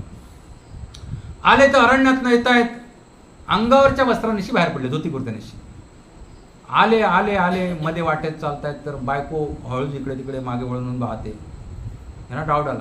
म्हणले हे धर्मपत्नी, तू तुझ्यासोबत काहीतरी आणलंयस का. ती म्हणाली होय आणलंय. एक तुम्हाला पाणी पिण्यासाठी सोन्याचं वाडगं आणलंय. देते इकडे. त्यांनी धरलं आणि ते भिरकावून दिलं. आणि त्यानंतर दोघे निश्चिंतपणे श्रीरंगमला आले. साधू वृत्तीच्या माणसानं धनाची ना अपेक्षा करू नये, ना धन स्वतःकडे ठेवू नये. तरच तो शांत चित्तानं काय करू शकेल, भजन करू शकेल. अन्यथा नाही. कोणत्याही प्रकारची धनाची लालसा करू नये. ग्रस्त आहोत, थोडंफार धन भगवंतांच्या कृपेने आपल्याला मिळणार आहे, थोडेफार हात हलवले की बस झालं, त्याच्यामध्ये समाधान राहायचं. नाही तर सरकार देतंय. आजकाल व्हॉट्सअपवर भरपूर जोक्स फिरत असतात. जे भरपूर पैसे कमवतात त्यांच्याकडून सरकार लुबाडून पैसा घेते टॅक्स रूपाने, आणि जे अजिबात कमवत नाहीत त्यांना सरकार पैसे देते. मग तो माणूस म्हणतो मी काम कशाला करू. बरोबर की नाही. जर काम न करता मला जर माझं रोजीरोटी चालणार असेल तर मी काम कशाला करू. आजारी पडलो, सरकारी हॉस्पिटल सगळं फ्री. भूक लागली, रॅशनिंग दुकान सगळं फ्री. 4 पैसे मोबाईल रिचार्ज मारायला पाहिजे, टीव्ही रिचार्ज मारायला महिना 1,500 रुपये फ्री. शेतकरी योजना फ्री, वृद्धत्व योजना फ्री, संजय गांधी निराधार योजना फ्री. काम कशाला करायला पाहिजे. म्हणजे खरंच ज्याला, मी काय सांगतोय तुम्हाला, जर खरंच एखाद्याने विचार केला की प्रभूजी ह्या भागवतमच्या ह्या उपदेशानं, भगवान श्रीकृष्णाने उद्धवला जो उपदेश केला त्याच्यानं मी एवढा प्रभावित झालो की मी आजपासून कोणत्याही भौतिक प्रकारचं अर्थार्जनाचं काम करणार नाही, हरी बोल, गो अहेड, काही उपाशी म्हणणार नाही, बरोबर की नाही, काही उपाशी म्हणणार नाही. आणि स्पेशली जर भक्तिबन चांगलं तिथे जर गेलं तर अजिबात उपाशी म्हणणार नाही. तिथे तुम्हाला बोलून बोलून खायला वाटतील. मग पण इथं लक्षात ठेवा, काय प्राण्यांचं रक्षण होईल एवढंच खावा. नाही तर इकडं लंगर लागलाय, तिकडे लंगर लागलाय, तिकडे लंगर लागलाय, नुसते लंगरच चालू असतात धामामध्ये, जगन्नाथपुरीमध्ये, वृंदावनमध्ये, मथुरेमध्ये, वाराणसीमध्ये, काशीमध्ये, प्रयागराजमध्ये, नुसते लंगर फ्रीमध्ये, सगळ्यांना भोजन, भगवंतांना महाप्रसाद, कोणी उपाशी भरत आणून देतात. तुम्ही भजन करताय, त्यांनी जरा एकदा बघितलं की एखादा साधू एखाद्या ठिकाणी बसून भजन करतोय आणि अजिबात उठत नाही, का लोक आणून देतात 3 वेळा, बालभोग, राजयोग, राजभोग, माध्यान्ह भोग आणि मिष्टान्न भोग जे काय असतील ते, संध्या भोग आणून देतात, सेवा करतात. थोडा निश्चय पाहिजे. तर पुढच्या श्लोकामध्ये सांगतात बघा, विशेषविशन योगी नाना धर्मेषु सर्वतः गुण दोष व्यपेतात्मा न विसज्जेत वायुवत. इथं काय सांगतायत, विषयेषु म्हणजे विषयांशी संबंध, आविशन म्हणजे प्रवेश करीत, योगी नाना धर्मेषु नाना प्रकारचे गुण, सर्वता सर्वत्र गुण चांगले गुण, दोष दोष, व्यपेत आत्मा जो पलीकडे स्थित झाला आहे, न विसज्जेत बद्ध होऊ नये, वायुवत वायूप्रमाणे. तर अध्यात्मवादी मनुष्याच्या सर्व बाजूंनी भौतिक गुण दोष असणाऱ्या अगणित वस्तू असतात. अध्यात्मवादी जो मनुष्य आहे त्याच्या सर्व बाजूंनी काय आहेत, भौतिक गुणदोष ह्यांनी भरलेल्या काय आहेत, अगणित वस्तू आहेत. मात्र या भौतिक गुणदोषांपलीकडे स्थित असणाऱ्या मनुष्याने या वस्तूंच्या संपर्कात येऊ नये, त्यांच्या प्रती आसक्त होऊ नये. त्याचा व्यवहार वायूप्रमाणे असावा. कोणाप्रमाणे असावा, वायूप्रमाणे. आता कसं ते आपण पाहूया. ह्या तर बाह्य वायू, आपण मगाशी काय पाहिलं, देहातले वायू ज्याला प्राणवायू म्हणतो. आता बाह्य वायू ज्याचा आपण श्वास घेतो, चराचरामध्ये जो विखरून राहिलेला आहे. तर वायू बाहेर वाऱ्याच्या रूपात तर अंतरी प्राण रूपात स्थित होतो. वायू धबधब्यावरून वाहिल्यास तो तुषार उडवीत जाताना आल्हाद देऊन जातो.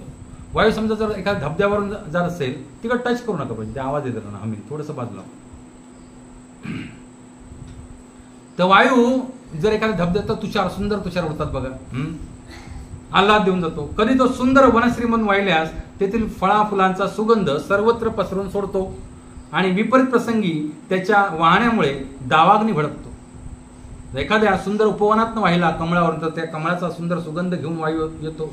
पण तोच वायू जर एखाद्या दावाग्नीमधनं व्हायला लागला तर पूर्ण अरण्य काय करतो, जाऊन भस्मसात करतो आणि त्यात संपूर्ण वन भस्मसात होते. परंतु आपल्या स्वभावात दृढपणे स्थित असल्यामुळे शुभाशुभ कृतीमध्येही निर्लेप राहतो. तो स्वभाव आपला बदलत नाही. याच प्रकारे आपल्या लौकिक जगात आनंद आणि घृणा उत्पन्न करणाऱ्या परिस्थितींना सामोरे जावे लागते. कृष्ण भावनेत अचलपणे स्थित असणारा मनुष्य अशुभ घटनांनी विचलित होत नाही आणि भौतिकदृष्ट्या शुभ घटना त्याला आसक्त करू शकत नाहीत. नित्य आध्यात्मिक कर्तव्य करीत असताना भक्ताला हरे कृष्ण महामंत्राचा जप करण्यासाठी कधी कधी सुंदर निसर्गरम्य स्थान प्राप्त होते, तर काही वेळा त्याला नरकप्राय गलिच्छ शहरी वातावरण मिळते.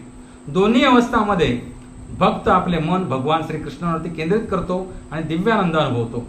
गडद अंधकारमय किंवा निषिद्ध स्थानातून वाहत असतानाही वारा भयभीत वा विचलित होत नाही.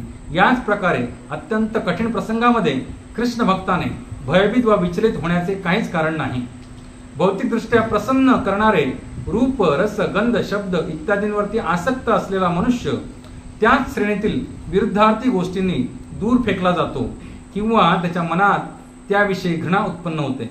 अशा प्रकारे चांगल्या वाईट असंख्य वस्तूंनी घेरल्यामुळे भोगासक्त मनुष्य सदैव उद्विग्नावस्थेत असतो. इथे लक्षात घ्या, आपल्याला एखादी गोष्ट आवडते आणि आपल्याला एखादी गोष्ट नावडते, या दोन्ही गोष्टींमध्ये काय आहे, उद्विग्नता आहे. बरोबर की नाही? जसं की अर्जुन, मी युद्ध करणार नाही. क्षत्रिय धर्म काय? युद्ध करणे धर्मासाठी. पण अर्जुन काय मी युद्ध करणार नाही. युद्ध न करण्यामध्ये पण तो काय होता? गोंधळलेल्या मनस्थितीत होता.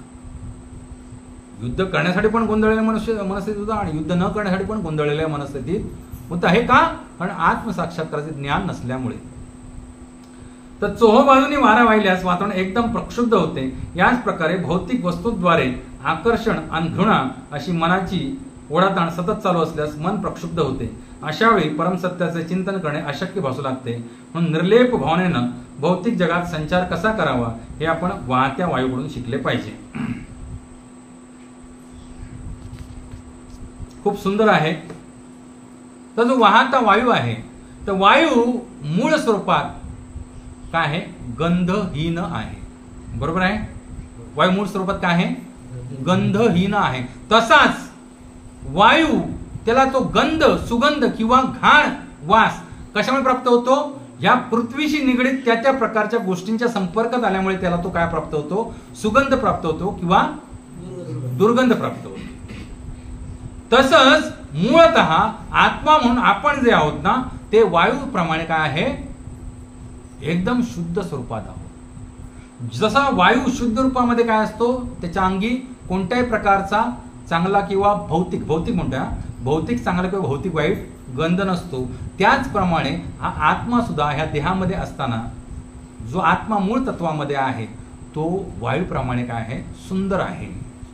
आता बघा, हा वायू त्यानं आपला गुणधर्म कधीच सोडला नाही. आता इथं कुठेतरी उकिरडा आहे. स्पेशल आपल्या मुंबईला गेलो की लगेच चालू, वाशी आली की लगेच कळतं आपलं मुंबई आलेली आहे. बरोबर की नाही? पण त्या वाशीमध्ये चेंबूरवरनं जो वायू येतो वाहत तो वाशीपर्यंत, वाशीवरनं पनवेलवरती येतो, पनवेलवरनं कुठे येतो? उरणला येतो, इकडे अलिबागला येतो. मग तोच वायू अलिबागला येतो तेव्हा तो त्याच्याकडे दुर्गंधी असते का? असते का? नाही. त्यामुळे काही काळासाठी त्या प्रांतावरनं त्या प्रांताची संग केल्यामुळे त्या वायूमध्ये काय येते? त्या प्रकारची काय येते? दुर्गंधी येते. किंवा एखाद्या सुंदर उपवनातनं वाहताना तो सुंदर चंपा चमेलीचा सुवास घेऊन दरवळतो.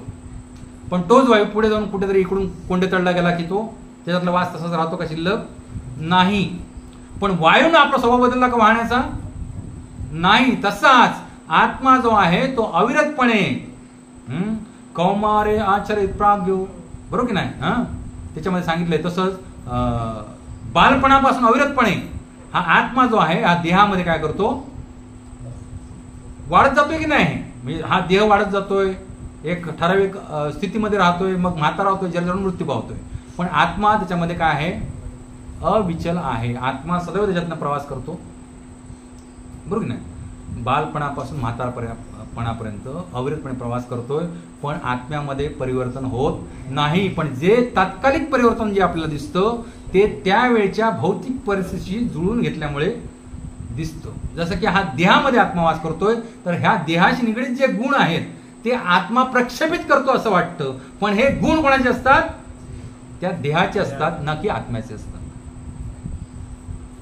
जसं वायू वहन होतोय, पण तो जर घाणीच्या साम्राज्यावरून उडाला तर त्याला काय येतो? वास घाण येतो. आणि उपवनात उडाला तर त्याला सुगंध येतो. पण वायू हा वायूच आहे. तसंच हा आत्मा ज्या ज्या प्रकारचं देह ह्या भौतिक जगतामध्ये प्राप्त करतो त्याच्या प्रकारचे तो काय करतो? गुण प्रदर्शित करतो. पण मूळतः आत्मा काय? भगवंतांचा नित्य अंश आहे. मम अंशो जीवलोके जीवभूत सनातन न हन्यते हन्यमाने शरीर. बरोबर की नाही? आत्मा सगळ्या देहाचा नाश झाला ते कधीच काय होत नाही? ठार मारला जात नाही. तसं जसं वायू आपला मूळ स्वभाव बदलत नाही वहन करण्याचा, तसं आत्मा सुद्धा काय आहे?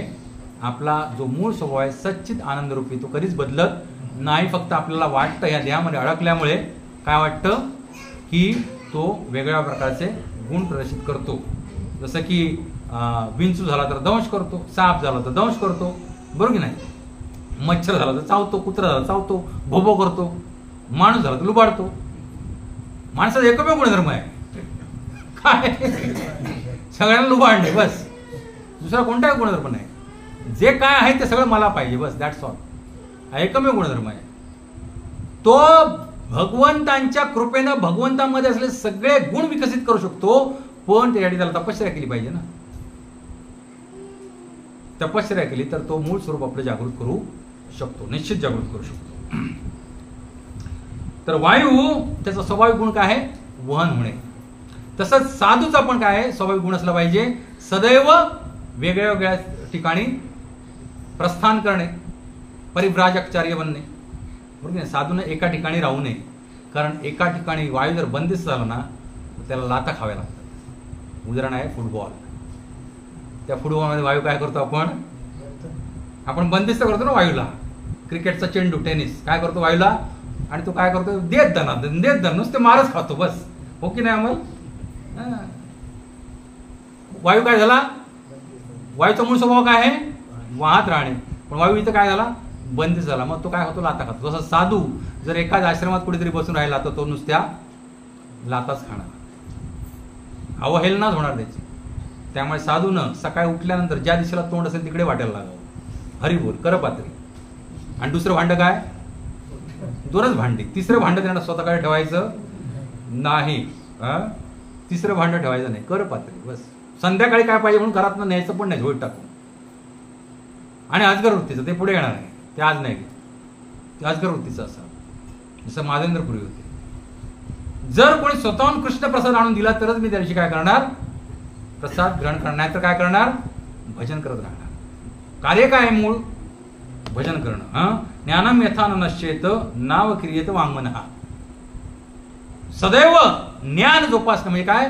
कृष्ण प्रेमाचं ज्ञान जोपासून त्याप्रमाणे कृती करणं हेच कर्तव्य कोणाचं असलं पाहिजे? मनुष्य देहामध्ये जो काय आपण प्राणरूपी वायू जो अडकला आहे त्याचं कर्तव्य एकच आहे, सदैव काय करणे? कृष्ण भजन करणे. हे खूप जबरदस्त फिलॉसॉफी आहे. आणि ही जर आपण जेवढ्या लवकर आपण शिकू तेवढं आपलं लवकर कल्याण होईल. नाही तर आपण स्वतःला कोंडून ठेवलंय कशा? कुटुंबावस्थेमध्ये. कशासारखं? फुटबॉलमध्ये असलेल्या हवेसारखं. आणि काय खातोय? लाताच खातोय. बायको इकडून एक किक मारते, डायरेक्ट बायकोन मारली गोलच होतो. बाकीचे आपले पाच तरी देतात इकडे तिकडे.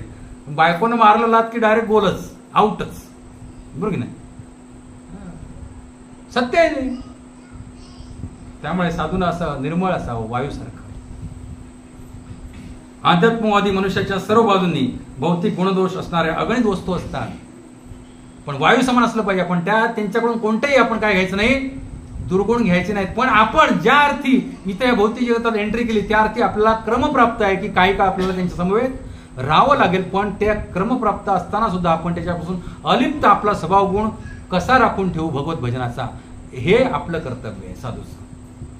जसं की चिखलामध्येच कमळ उगवतं, बरोबर की नाही? कमळ कुठे उगवतं? अतिशय दुर्गंधी चिखलामध्ये उगवतं. पण ते कमळ किती सुंदर, ते भगवंतांच्या चरणी अर्पण केलं, चिखल आणून ओतला जात नाही. तसंच जीवात्म्यानं मनुष्य देहामध्ये आल्यानंतर त्या कमळासारखं जगावं आणि वायूसारखं जगावं. ह्या भौतिकतेत पडलोय तर काय नाही गुणदोष लागणारच आहे, बरोबर की नाही? मी किती चांगला वागलो तरी लोक मला दोष ठेवतीलच, किंवा किती वाईट वागलो तरी. उलट पण आहे ह्या जगामध्ये. सगळ्यात वाईट लोक आहेत त्यांची आज पूजा केली जाते, जसं की पुढारी, गुंड, साहेब. सगळ्यात जास्त सन्मान कोणाला मिळतो? ह्या दोघांना मिळतो आजच्या समाजामध्ये, पुढारी आणि गुंड. त्यांचं वर्तन काय असतं? अतिशय खालच्या स्तराचं वर्तन असतं. तर ह्या भौतिक एकतामध्ये जन्माला आलोय तर आपल्याला कोणत्या ना कोणत्या प्रकारचे भौतिक गुण ना वाण लागणारच. पण त्या अवस्थेमध्ये असताना आपल्या हृदयांतरी आपलं काय भाव पाहिजे की मला सदैव काय केलं पाहिजे? माझं वहन करत राहिलं पाहिजे. म्हणजे काय? माझ्या हृदयामध्ये भक्तीचा झरा खळखळ खळखळ वाहत राहायला पाहिजे. आणि असा ज्याच्या हृदयांतरी सतत 24 तास वर्णचिंतन चालू आहे भगवंतांचं, त्याच्यासारखा आनंदी दुसरा कोणी शोधून पण सापडणार नाही. कारण त्याला ददात एकच आहे, ह्या शरीराचं आणि प्राणाचं रक्षण करण्या एवढं काय मिळावं? बालभोग मिळावा, राजभोग नको. बस तर मात्र या भौतिक गुणदोषांपलीकडे स्थित असणाऱ्या मनुष्याने या वस्तूंच्या संपर्कात येऊ नये, त्यांच्या प्रती आसक्त होऊ नये. त्याचा व्यवहार वायूप्रमाणे असावा. दुनियेत अनेक प्रसंग येतील, अनेक संकट येतील, अनेक वादळ येतील, पण त्या सगळ्या वादळामध्ये आपण निश्चल अचल आपला जो मूळ स्वभाव आहे ह्याच्यासाठी आपल्याला म्हणून सांगितलं की हे जे फिलॉसॉफी आहे ती उच्च कोटीच्या भक्तांसाठीच आहे. की ज्यांनी आत्मा, परमात्मा, कर्ता, कर्विता, क्रिया, कर्तव्य, प्रकृती, काळ या सगळ्या गोष्टी यथार्थ रूपात आध्यात्मिक गुरूंच्या माध्यमातून जाणून घेतलेल्या आहेत आणि ज्यांच्या हृदयामध्ये भगवंतांबद्दल प्रेम जागृत झालेलं आहे किंवा जे ह्या भक्तिपंथावरतील काय आहेत, पांथस्थ आहेत.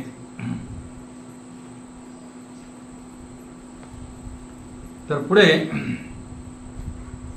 आत्मसाक्षात्कारी जीव या लौकिक जगात अनेक भौतिक देह धारण केल्यामुळे त्यांचे विविध गुण आणि कार्य अनुभवतो, परंतु वायू जसा गंधामध्ये लिप्त न होता त्याला आश्रय देतो तसा आत्मदग्ध जीव दोहोमध्ये कधी गुरफटून जात नाही.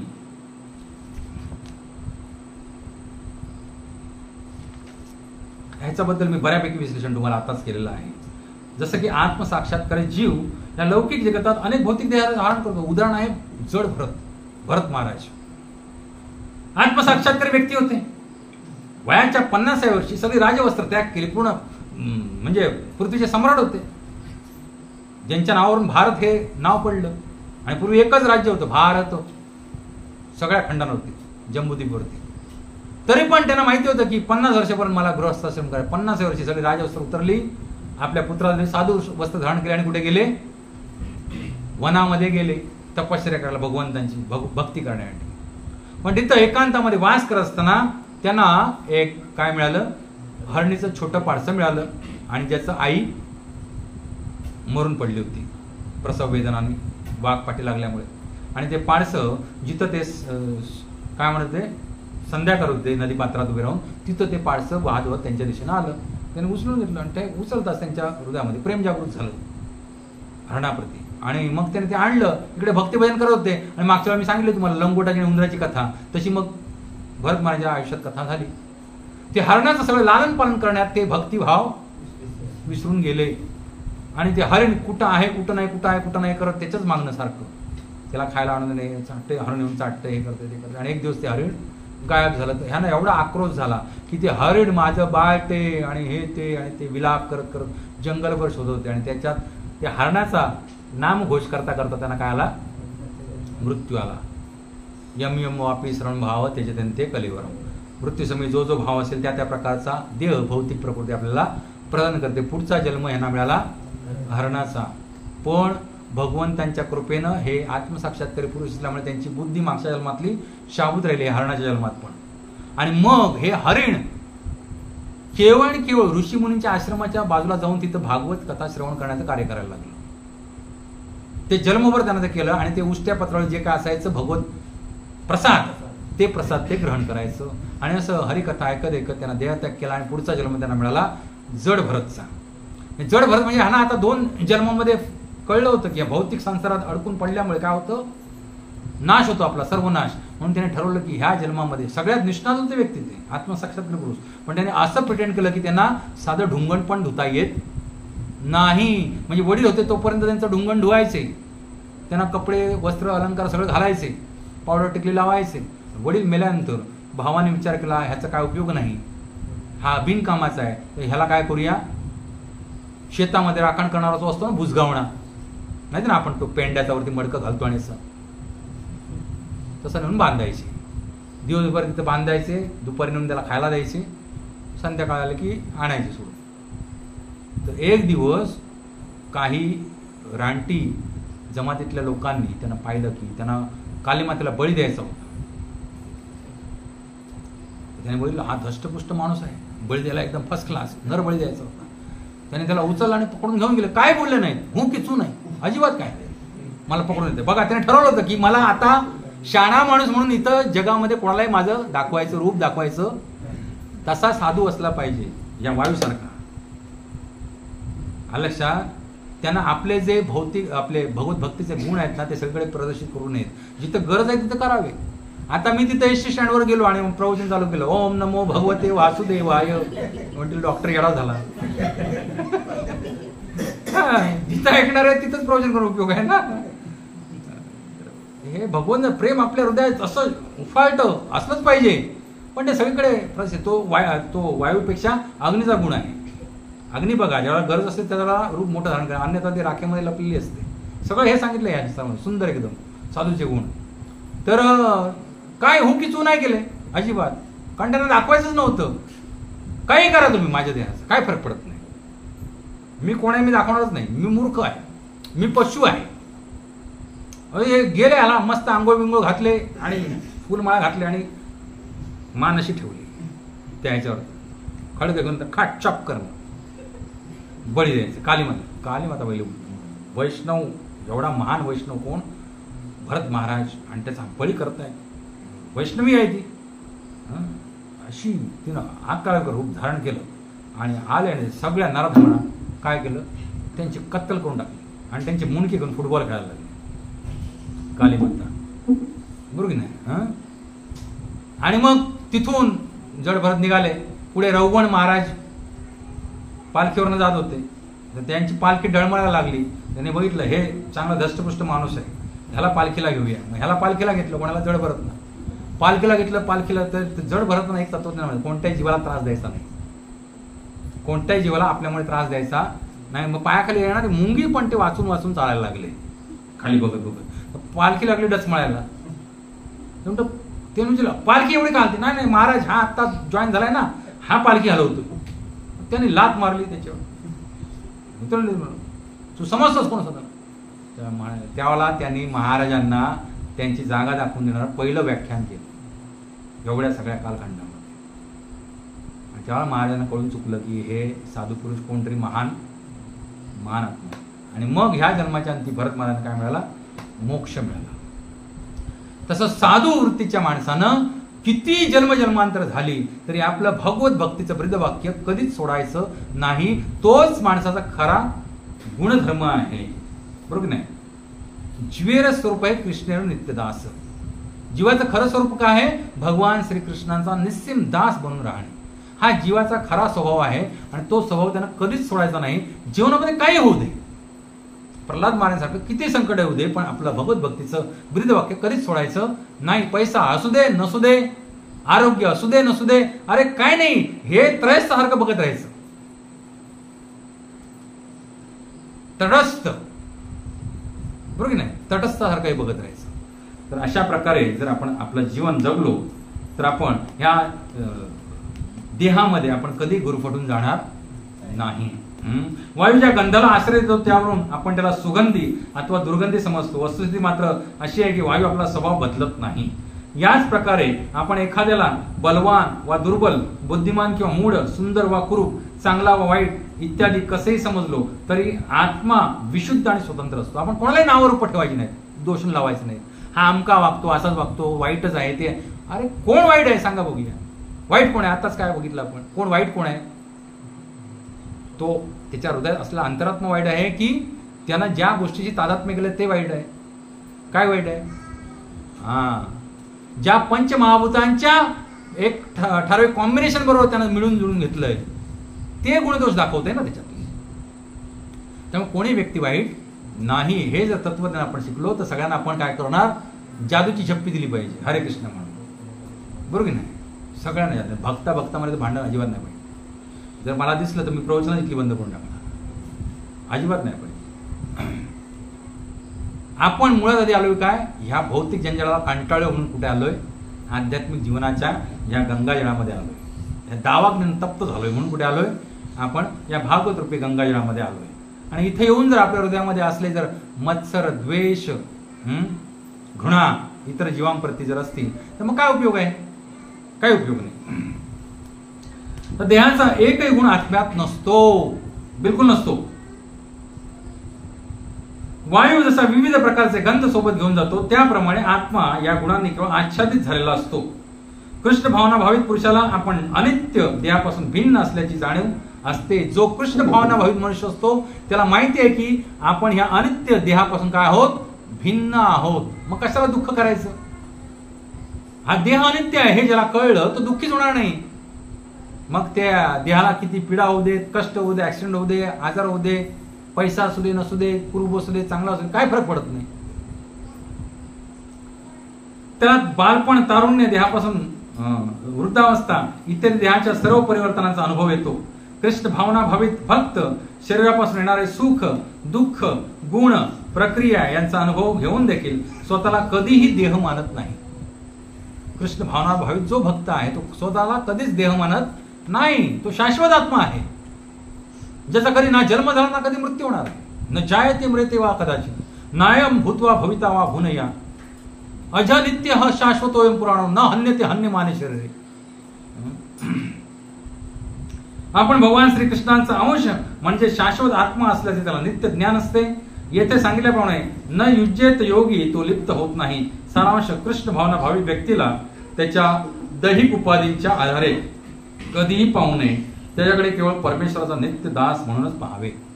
त्यामुळे जो आपली दृष्टी सुद्धा असताना कशी असली पाहिजे, इतर वैष्णवांकडे पाहताना आपण काय म्हणून पाहिलं पाहिजे, त्यांच्याकडे ते कृष्णदास आहे, भगवंतांचे भक्त आहेत.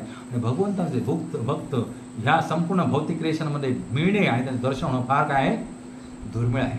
त्यामुळे आपल्या अवतीभोवती जे काय वैष्णव आहेत, जे नामस्मरण करतायत, जे सत्संगाला येत आहेत, ज्यांनी जीवन आपलं काय केलंय, समर्पित केलंय, अशा प्रकारचा वैष्णवांचा सदैव आपण काय केला पाहिजे, सत्कार केला पाहिजे, त्यांचा आदर केला पाहिजे, त्यांना दंडवत केला पाहिजे.